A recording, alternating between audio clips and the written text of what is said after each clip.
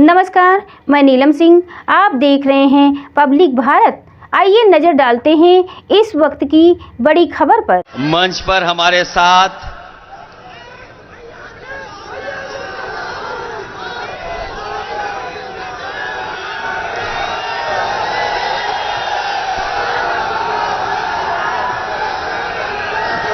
इस बार तो कुछ जोश और तरह का दिख रहा है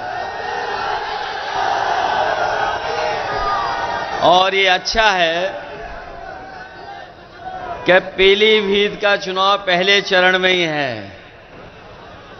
और पहले चरण में ही हम लोग खुशखबरी सुनने जा रहे हैं।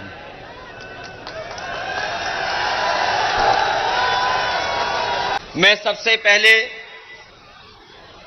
इस विधानसभा और पूरे पीलीभीत से आए हुए अपने सभी कार्यकर्ताओं का बहुत बहुत धन्यवाद और आभार प्रकट करता हूं।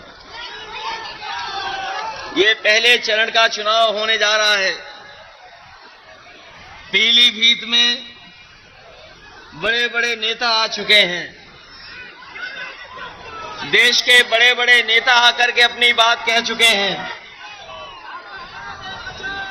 और लखनऊ वाले तो और घबराए हुए हैं। पीलीभीत का नाम सुनते ही उनका चेहरा पीला हो जा रहा है।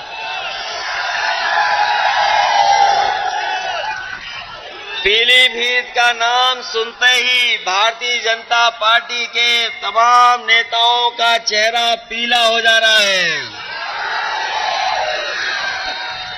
और ये इसीलिए हो रहा है कि यहां की जनता ने इस बार मन बना लिया है और समाजवादी पार्टी को ऐतिहासिक वोटों से जिता करके भेजना चाहती है।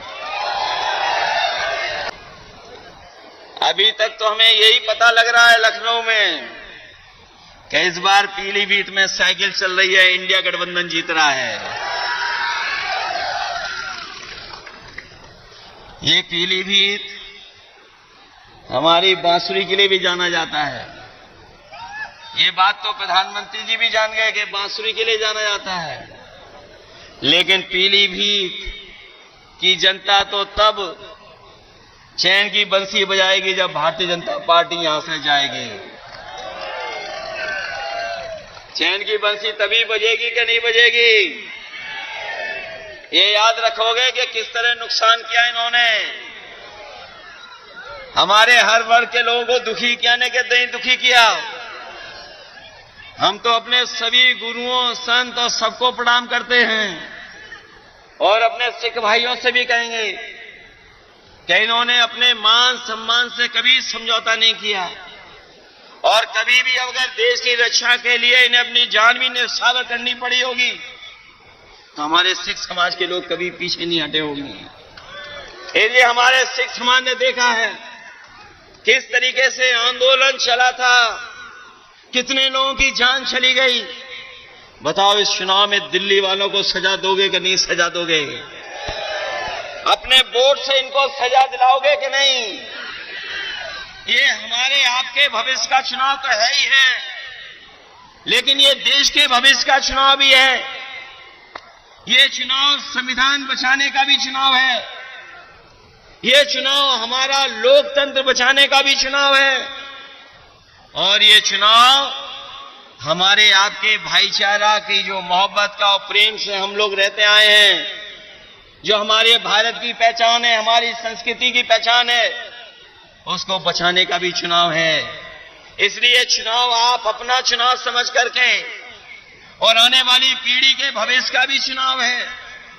सोचो, अगर संविधान को खतरा हो जाएगा तो बताओ हमारे अधिकार छीने जाएंगे कि नहीं छीने जाएंगे? जो अधिकार हमें मिले लड़ करके देश की आजादी दिलाने के लिए इस देश के लोग एक हो गए थे, तब देश की आजादी मिली थी।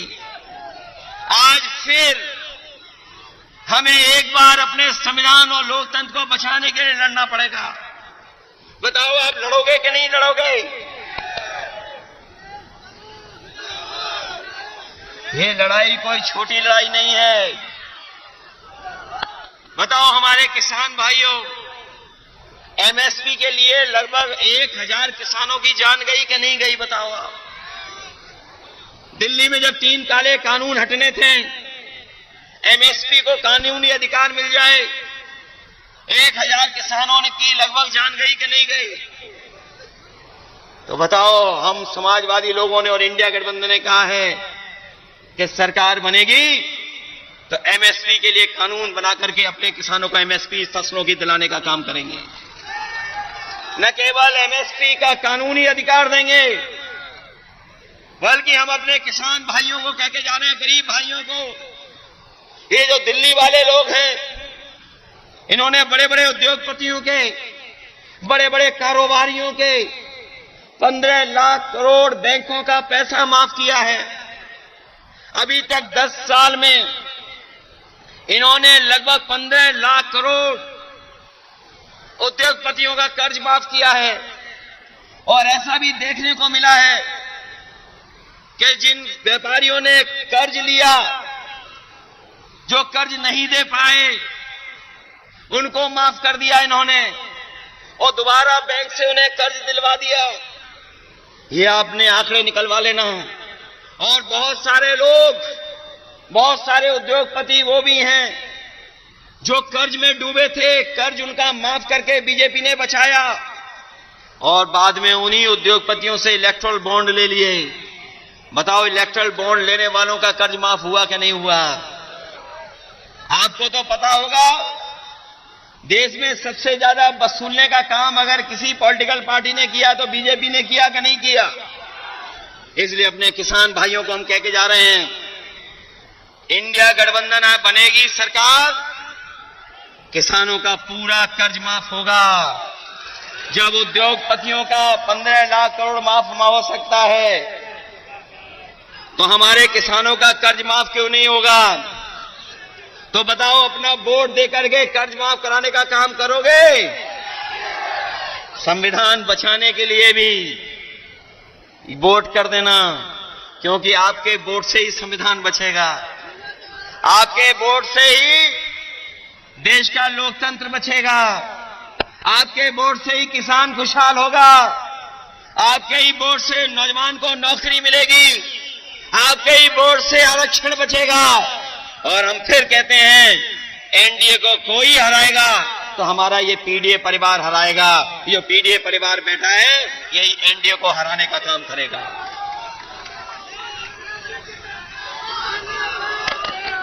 वैसे तो हमारे साथी घर घर जा रहे होंगे वोट मांगने के लिए। वैसे तो हमारे कार्यकर्ता गांव गांव जा रहे होंगे वोट मांगने। बताओ, गांव गांव जाओगे वोट मांगने कि नहीं जाओगे? हर घर वोट मांगने जाओगे कि नहीं जाओगे? हमारा आपसे निवेदन है, हमारा आपसे अपील है, हमारी आपसे प्रार्थना है। बताओ, भारतीय जनता पार्टी का जो लूट और झूठ का प्रचार है, उसका घर घर प्रचार करके बताने का काम करोगे कि नहीं करोगे? बताओ, बीजेपी झूठ बोलती है कि नहीं बोलती है?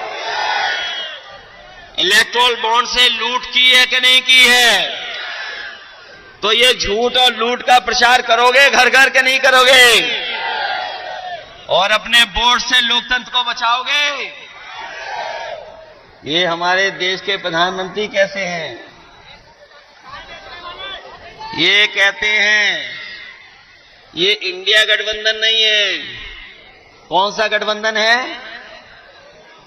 क्या कहते हैं? इंडिया गठबंधन का क्या कहते हैं? बताओ, जिन्हें इंडिया कहने में ही शर्म आती हो। ये इंडिया गठबंधन है, ये इंडिया गठबंधन नहीं है। बताओ, हमें बीजेपी को ये भी सिखाना पड़ रहा है। हमारे गठबंधन की जो INDIA है, ये इंडी नहीं है, ये इंडिया गठबंधन है। और ये इंडियाई गठबंधन है जो पीडीए परिवार को साथ लेकर के एनडीए का मुकाबला कर रहा है। और हम कह के जा रहे हैं, जो कह रहे हैं 400 पार, इस बार यूपी से जाएंगे हार। ये 400 पार नहीं, ये 400 हारने जा रहे हैं। और अगर ये 400 जीत रहे होते तो बताओ इतने घबराए हुए होते ये घबराए हुए हैं कि नहीं घबराए हुए हैं? और इसलिए घबराए हुए हैं कि दिल्ली के मुख्यमंत्री को जेल भेज दिया, झारखंड के मुख्यमंत्री जी को जेल भेज दिया। बताओ जेल भेज दिया कि नहीं भेजा है? और अगर 400 पार हो रहे होते तो सब ऐरे गहरे नत्थू खैरों को अपनी पार्टी में शामिल कर रहे हैं।